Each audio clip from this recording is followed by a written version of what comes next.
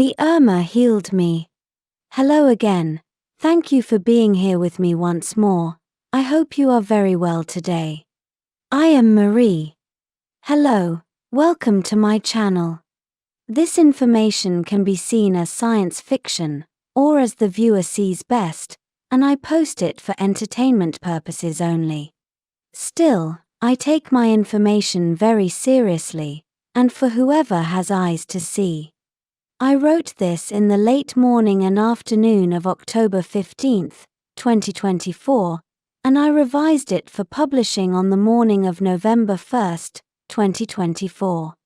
I have decided not to include any images in this video, because there is nothing I can share that can even remotely resemble what I saw.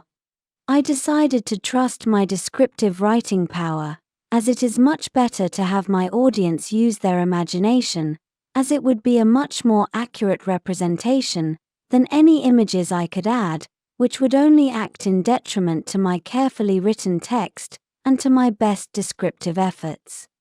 The Urmah are an incredibly impressive and overwhelming species. No lame and silly AI images can do them justice. As most of you know, my health has been failing lately. It hasn't improved, and perhaps it is getting worse, as I also have other issues which may or may not be connected to my diagnosed type 1 diabetes, which this ship's surgeon, Sane Trey, is treating with a dry med pod. It looks like my diabetes and my other issues have a strong etheric component to them, I mean as coming from the side of the spirits, like some elaborate astral attack. I say this fully knowing that, in the end, all illnesses come from or are generated on the astral side of things, but these illnesses I am going through are starting to look a lot more like a foreign-generated astral attack. In general, I am feeling very weak, and with constant fatigue. This morning, October 15th, early while I was starting my day, I got a call from the bridge of this starship, Taygeteanos. It was the Urmah King Ruwa who wanted to talk to me. He said that as he is well aware of the health problems I am going through, and knowing that they very probably have an astral genesis, he invited me to an Urmah healing procedure, on board his starship, the Avian One. He assured me that no harm would be done to me as it was not a traditional medical procedure, and that at a minimum, I would feel much better after it, but the Urmah intended to completely cleanse me from any astral attachments which could be harming me. But I would have to be there with them, in their real company, and not using any technological device such as remote presence. As the Urmah are the Taygeteanos' closest allies, I accepted, even knowing that they are tremendously overwhelming to be with. Ruwa said that he would be sending a shuttle over to fetch me, with my well-known, tiger friend, Ari Shah, on board, to guide me. So I informed my Taygetan crew and friends, and then I went to my room and I prepared for my short trip to the Urmah ship. I put on a simple, plain white medium-length dress, with low-heel girly shoes, my violet cape, and my little diadem crown. Soon after, a large Urmah, piano black and golden shuttlecraft approached Taygeteanos, and asked for landing permission in the main hangar. By then I was already in the hangar with my 4 Shinanim and Hashmalim guards in full gear and gala uniforms, capes, armor, and all. The hangar doors opened and the very large, black and golden Urmah shuttle flew in and turned around, with its engines whining and hissing, then it dropped its landing gear as it descended to the deck, and then opened its front ramp. Ari and 2 lion guards stepped down, also in full feline gala gear, following strict protocol. I walked up to Ari, greeted him and gave him a big hug. It felt as if I was embracing a huge warm pillar covered in a tiger color, striped carpet, while his 2 huge guards awaited some steps back. Ari then asked me to please follow him, but as I walked with him towards his shuttle he suddenly turned around to face my 4 guards. He lifted his enormous paw and said, No. He then said in his deep voice that sounded like thunder. This healing is only for Marie, and she must come alone, you cannot follow. My guards started to explain that they could not leave their queen alone and that would be extremely against protocol. The queen must never be left alone. Ari responded with a deep growl. Not this time, you cannot follow, you must trust us, you know us, and you know we couldn't possibly be more loyal. You must let her come with us alone, or she may not survive what is ailing her. I turned around, and calmly ordered my guards to step down, telling them that I would be fine. My 4 guards rested their automatic assault rifles' butts on the floor, as Ari asked me to take his hand. But his hand was so large that all I could take with my hand was one single of his striped fingers. I felt so small next to Ari, who is over 3 meters tall. We walked into the huge shuttle, which was very dark inside, and he sat me on an Urmah seat, which made me feel as if I were a 3-year-old, sitting in my mother's car with no baby seat, even more so as my feet were far from reaching the ground. I also found it quite uncomfortable as there was a large hole in the back of the seat, and I felt I was going to fall through it. It is meant so a large cat can accommodate its tail. I cannot deny that at this point I started to feel fear, especially as the shuttle took off and exited Taygeteanos. I looked out the long window of the Urmah shuttle and saw my white ship, the Taygeteanos, and its 2 destroyer escorts getting smaller and smaller, looking so insignificant, until all I could see of them were their occasional strobe lights against the darkness of space. Less than 10 minutes later, the majestic Urmah flagship, Avian 1, appeared, and got larger and larger in front of us as we approached. As we got a lot closer and next to the Urmah flagship, all I could see was an immense wall of silver and grey polymorphic titanium, extending indefinitely in every direction I could see. Its huge hangar doors at its side slid open and our black shuttle flew in. As soon as it landed, I climbed off the huge seat, jumped onto the floor, and walked with Ari down the ramp holding his little finger. This was the very first time I was on an Urmah starship ever, and with no remote presence technology. Even the air felt different, it felt heavier to breathe, and it smelled like cat. Cats don't smell, it's a difficult odor to describe, it is simply something that tells you that there are cats around you. As we walked down, I could see King Rua, the white lion, in person, waiting for me, just some meters away. He also had 2 other unknown lions on each side, and a huge white tiger dressed in silver armor and a white robe with golden edges. This huge white tiger was incredibly impressive as he is the biggest and tallest, most intimidating Urmah I have ever seen. He looked mature, seasoned, and experienced, simply towering above me at nearly 3.5 meters tall, and incredibly muscular. I couldn't even maintain eye contact with him, because of his powerful facial expression, even more so as he had one yellow eye and the other light blue, adding to his impressive stance. Only several days after my strong experience with them, did I learn that he was no other than the much feared and respected, legendary Urmah General, Koakas, King Rua's Minister of Defense, and head of his armed forces. Just looking at these huge cats is enough to make your knees tremble and fail, even knowing that they are friendly. No wonder why no one wants to mess with them. I looked around and everything was so incredibly large, no words suffice, and so elaborate, so ornamented. Everything had feline images sculpted on them. Even the simple stairways made of metal in the hangar had lines of paws and cat faces, and everything was ornamented with tiger stripes or leopard spots. The sides of the walls have a metal stripe in the center with engraved paw prints, surrounding feline skulls, and tiger stripes.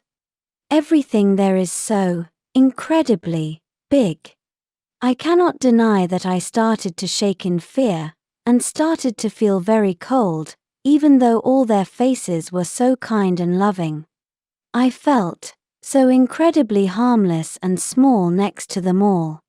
I walked with them to an elevator, which started to move us down well into the innards of one of the most powerful Urmah starships ever made, and their flagship.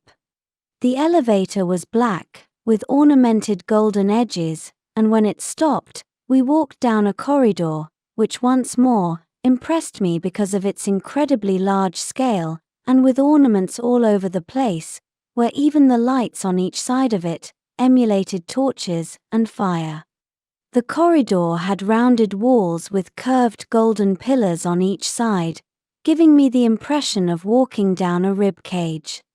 But I felt that the whole place was built to their scale, not to mine, so I felt so incredibly small there, and I insist, by then I was very scared, and wanted to run away, but where to? The passageway opened into a very large dark, oval hall, with a few steps downwards. Its many pillars were shaped like elongated cats, with feline paws at the bottom, and their head above arching as the ceiling curved, all in gold, with a black velvet background covering the walls. At the back of that very large hall, there was a gigantic dark steel-colored statue of an Urmah king sitting on his throne. The statue alone must have been over 12 meters tall, and it was much worse than impressive, even more so in that uniform dark metal color. Then Ari and Rua turned around and told me to relax and not to be afraid, in beautiful deep loving feline voices. I stood there for a few moments, and suddenly the floor opened and a large black stone monolith started to emerge from it, with a sound like someone dragging a large rock through metal. 2 female tigers came out from behind the velvet between the elongated cat pillars, with a violet mat and 2 purple cushions, which they carefully placed over the rectangular monolith rock, and then they moved away walking backwards. I was then asked to lie down on the monolith, which I did while I shook with intense fear, feeling that I should have never accepted all this, and also feeling that this might be my end. I lay down on the monolith face up, with my head on the cushions, when King Rua on one side and Ari on the other stepped up to me and touched my head, and they calmly said that I should not worry, that I was perfectly safe there with them, and that in fact, I had never been safer, whatever that meant. "Do not fear," Rua said, "and simply enjoy the ride." The 2 large cats stepped away like 1 meter, and at the same time out from in between the golden elongated cat pillars, more lions and tigers dressed in gala armor and golden war masks walked up to me, alternating, 1 tiger and then 1 lion, and so on.